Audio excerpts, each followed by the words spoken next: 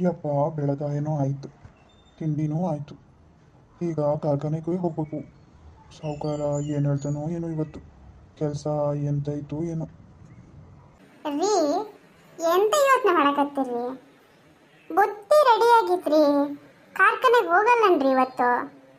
ಎಂತ ಯೋಚನೆ ಮಾಡ್ತಾ ಇದೀರಿ? ಹಾ, ಯಾವ ಯೋಚನೆ ತಲೆ ಹುಕ್ಕಾಬಿಟ್ಟೈತ್ರಿ ನಿಮ್ಗೆ ಇವತ್ತು? ಏ ಶಿವ, ಕರ್ದಿದ್ ಕೇಳಿಸ್ತಿಲ್ವಾ? ಇವತ್ತು ಮುಖದಲ್ಲಿ ಏನೋ ಬೇರೆ ಹೊಳಪು ಕಾಣಿಸ್ತಿದೆ. ಮನಸ್ಸು ಹಗುರಾಗಿದೆಯಾ ಅಥವಾ ಚಿಂತೆಯನ್ನೇ ತಲೆಯಲ್ಲಿ ಕೂತ್ಕೋಬಿಟ್ಟಿದ್ಯಾ? ಹೌದು ಕಣೆ ಲಕ್ಷ್ಮಿ. ಏನ್ ಹೌದು ಶಿವ? ಹಾ ಲಕ್ಷ್ಮಿ, ನಿನ್ನೆ ರಾತ್ರಿ ನೀನು ಹೇಳಿದ ಮಾತು ಇನ್ನೂ ಕಿವಿಯಲ್ಲೇ ಗುನ್ಗುಡ್ತಾ ಇದೆ. ಒಳ್ಳೆಯತನ ಯಾವತ್ತೂ ಕೈ ಬಿಡೋದಿಲ್ಲ, ಖಾಲಿ ಆಗೋದಿಲ್ಲ ಅಂತ. ಅದೇ ನೆನಪಾಗ್ತಾ ಐತಿ. ಹೌದು ಕಣೆ. ಶಿವ, ನಿಮ್ಮ ಶರ್ಟು ಹಳೆದಾಗಿರ್ಬೋದು, ಆದರೆ ಅದ್ರ ಒಳಗಿರೋ ಮನಸ್ಸು ಹೊಸದಾಗಿರ್ಬೇಕು. ಮನುಷ್ಯನ ಬೆಲೆ ಬಟ್ಟೆಯಿಂದಲ್ಲ, ಅವನ ನಡೆನುಡಿಯಿಂದ. ಲಕ್ಷ್ಮಿ, ನಿನ್ ಮಾತುಗಳು ನನ್ನ ಬದುಕಿನ ದಾರಿ ದೀಪ ಕಣೆ. ನೀನ್ ಮಾತಾಡಿದ್ರೆ ನನ್ನ ಭಯ ಬಾಗಿಲಿಂದ ಹೊರಗೆ ಓಡೋಗ್ಬಿಡತ್ತೆ ಕಣೆ. ಸರಿ ಆಯ್ತು, ಕಾರ್ಖಾನೆಗೆ ಹೋಗಿ ಜೋಪಾನ್ವಾಗಿ ಬಾ. ಸರಿ, ಹೋಗ್ಬಾ ಆಯ್ತಾ? ಸರಿ ಲಕ್ಷ್ಮಿ, ಹೋಗಿ ಬರ್ತೀನಿ ನಾನು, ನೀನು ಮನೆ ಕಡೆ ಜೋಪಾನ. ಶಿವಪ್ಪ ಬಾಯಿ ಇಲ್ಲಿ. ಶಿವಪ್ಪ, ಹೆದರ್ಕೊಳ್ಬೇಡ. ಹೆದರ್ಕೊಳ್ಳೋ ಅಂಥದ್ದು ಏನೂ ಆಗಿಲ್ಲ. ನಿನ್ನೆ ನೀವು ಮಾಡಿದ ಕೆಲಸ ಇದೆಯಲ್ಲ ಶಿವಪ್ಪ, ಅದು ಅಷ್ಟು ಸಾಮಾನ್ಯದಲ್ಲ. ಹಣ ಯಾರಿಗೂ ಕಾಣಿಸ್ದೆ ಇಡಬಹುದಿತ್ತು, ಆದರೆ ನೀನು ಪ್ರಾಮಾಣಿಕತೆನ ಆಯ್ಕೆ ಮಾಡಿಕೊಂಡೆ. ಇಂತಹ ಮನುಷ್ಯನ ಮೇಲೆ ಕಂಪನಿ ಕೂಡ ಹೆಮ್ಮೆ ಪಡತ್ತೆ. ತಗೋ ಶಿವಪ್ಪ, ನಿನಗೆ ಕಂಪ್ನಿ ಕಡೆಯಿಂದ ಸಿಗ್ತಿರೋ ಅಂಥ ಇದೊಂದು ಚಿಕ್ಕ ಬಹುಮಾನ. ಯಜಮಾನ್ರೆ, ನಾನು ಮಾಡಿರೋದು ಕರ್ತವ್ಯ, ಏನಕ್ಕೆ ಇದನ್ನು ಕೊಡ್ತಿದ್ದೀರಾ ನನಗೆ? ಹಾಂ ಶಿವಪ್ಪ, ಇನ್ಮೇಲಿಂದ ನೀನು ಗೋಡೌನ್ನ ನೋಡ್ಕೋಬೇಕು. ಜವಾಬ್ದಾರಿ ಜಾಸ್ತಿ, ಸಂಬಳವೂ ಸ್ವಲ್ಪ ಜಾಸ್ತಿ ಹೆಚ್ಚಾಗಿದೆ. ಓಕೆನಾ? ಇನ್ಮೇಲೆ ಏನಿದೆ ಗೋಡೌನ್ದು ಕೆಲಸ ನೀನೇ ನೋಡ್ಕೋಬೇಕಾಗತ್ತೆ. ಸರ್, ನಾನು ಅವಾಗಲೇ ಹೇಳಿರೋ ಹಾಗೆ ನಾನು ಮಾಡಿದ್ದದ್ದು ನನ್ನ ಕರ್ತವ್ಯ. ಆದರೂ ನೀವು ಕೊಟ್ಟ ಈ ಗೌರವ ನನ್ನ ಜೀವನದಲ್ಲಿ ಮರೆಯಲ್ಲ. ಓಹೋ, ನನ್ನ ಶಿವ ಏನಿವತ್ತು ಇಷ್ಟೊಂದು ಖುಷಿಯಾಗಿ ನಗ್ನಗ್ತಾ ಬರ್ತಿದ್ದಾನೆ. ಮುಖ ನೋಡಿದ್ರೆ ಏನೋ ಗುಡ್ ನ್ಯೂಸ್ ಇದ್ದಂಗೆ ಇದೆ. ನಾನು ನಂಬಿರೋ ದೇವರು ಯಾವತ್ತೂ ನನ್ನ ಕೈ ಬಿಟ್ಟಿಲ್ಲ. ನನ್ನ ಪ್ರಾಮಾಣಿಕತೆ ನಿಷ್ಠೆಯಿಂದ ನನ್ನ ಕೆಲಸ ನನಗೆ ಸಿಕ್ತು. ಇದಕ್ಕೆಲ್ಲ ಕಾರಣ ನನ್ನ ಹೆಂಡತಿ ಲಕ್ಷ್ಮಿ. ಅವಳಿಗಂತೂ ಖುಷಿಯಾಗಿರೋ ಈ ವಿಷಯನ ಹೇಳಲೇಬೇಕು ನಾನಿವತ್ತು. ಅವಳು ಖುಷಿ ಪಡ್ತಾಳೆ, ಸಂತೋಷ ಆಗುತ್ತೆ ಅವಳಿಗೂ. ಮನೇಲಿ ಹಬ್ಬ ಮಾಡ್ಬೇಕು ಇವತ್ತು. ಹೇ ಲಕ್ಷ್ಮಿ, ಇಲ್ಲೇ ಕೂತಿದ್ದಾಳೆ. ಏನಪ್ಪ ಶಿವಪ್ಪ, ಇವತ್ತು ನಿನ್ನ ಮುಖದಲ್ಲಿರೋ ನಗು ಕಿವಿವರೆಗೂ ಬಂದಿದೆ.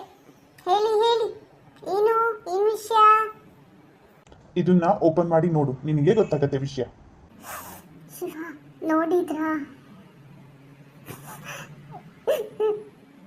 ದೇವರು ತಡವಾಗಿ ಕೊಡ್ಬೋದು ಶಿವ, ಆದರೆ ನ್ಯಾಯ ಮಾಡೋದನ್ನ ಮರೆಯಲ್ಲ.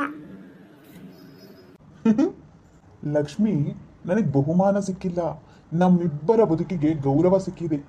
ನಿಜವಾಗ್ಲೂ ಲಕ್ಷ್ಮಿ. ಇಲ್ಲಪ್ಪ, ಈ ಗೌರವ ನಿಮ್ಮದು, ನಿಮ್ಮ ಅಪ್ಪ ಅಮ್ಮ ಬೆಳೆಸಿದ ಗುಣದದ್ದು. ನಾನು ಮಾಡಿದ್ದು ನಿಮ್ಮ ಜೊತೆ ನಡೆಯೋದಷ್ಟೇ.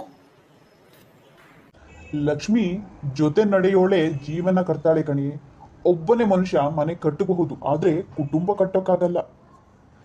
ಲಕ್ಷ್ಮಿ, ದೂರದಲ್ಲಿ ಮಕ್ಕಳು ನಕ್ಕ ನೋಡ್ತಾ ಇದ್ರೆ ದೇವ್ರು ಇನ್ನೂ ಭೂಮಿ ಬಿಡ್ಲಿಲ್ಲ ಅಂತ ಅಲ್ವಾ ಲಕ್ಷ್ಮಿ? ಏ ಯಜಮಾನ, ನಿನ್ನ ಮನಸ್ಸು ಮಗುವಿನ ಮನಸ್ಸು, ಹೂವಿನ ಮೇಲಿರೋ ಮಂಜಿನ ಹನಿ. ಸುಳ್ಳು, ದ್ವೇಷ, ಅಹಂಕಾರ ಕಲಿಸದೆ ಬೆಳೆಸಿದ್ದಾರೆ. ಇದೇ ಜೀವನ ಪೂರ್ತಿ ಹೊಳೆಯುತ್ತೆ. ಲಕ್ಷ್ಮಿ, ನಮ್ಮ ಮಗ ದೊಡ್ಡವನಾದಾಗ ಅವನಿಗೆ ನಾನು ಒಂದೇ ಮಾತು ಹೇಳ್ತೀನಿ, ಗೆಲ್ಲೋದು ದೊಡ್ಡದಲ್ಲ, ಗೆದ್ದು ತಲೆ ತಗ್ಗಿಸ್ಕೊಂಡು ಬದುಕೋದು ದೊಡ್ಡದು ಅಂತ. ಹಾರಿ, ಹಾಗೆ ನಾನು ಕೂಡ ಇನ್ನೊಂದು ಮಾತು ಹೇಳ್ತೀನಿ, ಯಾರ ಕಣ್ಣೀರ ಮೇಲೂ ನಿನ್ನ ಸಂತೋಷವನ್ನ ಕಟ್ಟಬೇಡ, ಅದಕ್ಕಿಂತ ದೊಡ್ಡ ಪಾಪ ಮತ್ತೊಂದಿಲ್ಲ ಅಂತ. ಲಕ್ಷ್ಮಿ, ಸೂರ್ಯ ಪ್ರತಿದಿನ ಮುಳುಗ್ತಾನೆ, ಆದ್ರೂ ಯಾರ ಮೇಲೂ ಬೇಸರ ಮಾಡೋದಿಲ್ಲ. ಮರುದಿನ ಮತ್ತೆ ನಗುತ್ತಾ ಬರ್ತಾನೆ. ಮನುಷ್ಯ ಕೂಡ ಹಾಗೆ ಇರಬೇಕು. ನಿನ್ನೆ ಸೋತಿದ್ರೆ ಏನು, ಇವತ್ತು ಮತ್ತೆ ಎದ್ ನಿಲ್ಬೇಕು ಅಂತ ಹೇಳಿ ಎದ್ ನಿಲ್ಬೇಕಾಗತ್ತೆ. ಶಿವ, ಚಂದ್ರ ತನ್ನ ಬೆಳಕಿನ ಬಗ್ಗೆ ಹೆಮ್ಮೆ ಪಡೋದಿಲ್ಲ.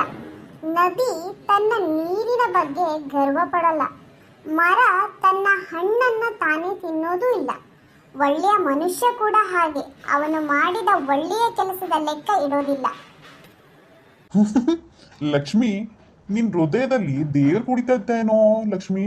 ನೀನ್ ಮಾತಾಡಿದ್ರೆ ನನ್ನೊಳಗಿನ ಕೋಪ ಕರಗ್ ಹೋಗ್ಬಿಡತ್ತೆ ಗೊತ್ತಾ. ನನ್ನ ಮಾತು ಅಲ್ಲ ಶಿವ, ನಮ್ಮ ಕಷ್ಟಗಳೇ ನಮಗೆ ಈ ಜ್ಞಾನ ಕಲಿಸಿವೆ. ಕಣ್ಣೀರು ಕಲಿಸೋ ಪಾಠ ಯಾವ ಪುಸ್ತಕವೂ ಕಲಿಸಲಾರದು, ಗೊತ್ತಾ ನಿನಗೆ? ಸರಿ ಬಾ, ಒಳಗ್ ಹೋಗಿ ಮಾತಾಡೋಣ. ನನಗೆ ಚೂರು ಟೀ ಕೊಡ್ತೀಯಾ? ಅಯ್ಯೋ, ಮರ್ತೇ ಹೋಯ್ತು. ನೀನು ಹೇಳಿರೋ ಖುಷಿ ವಿಷಯದಲ್ಲಿ ಟೀ ಕೊಡೋದೇ ಮರ್ತೋಯ್ತು. ಬಾ, ಒಳ ಹೋಗೋಣ ಶಿವ. ಲಕ್ಷ್ಮಿ, ಹೊರಗಡೆ ನಕ್ಷತ್ರ ನೋಡ್ದ್ಯಾ?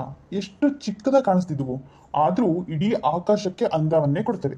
ನಮ್ಮ ಒಳ್ಳೆಯ ಕೆಲಸಗಳು ಹಾಗೆ ಲಕ್ಷ್ಮಿ, ಚಿಕ್ಕದಾಗಿರಬಹುದು ಆದ್ರೆ ಯಾರ್ದೋ ಜೀವನ ಬೆಳಗಿಸಬಹುದು ಅಲ್ವಾ?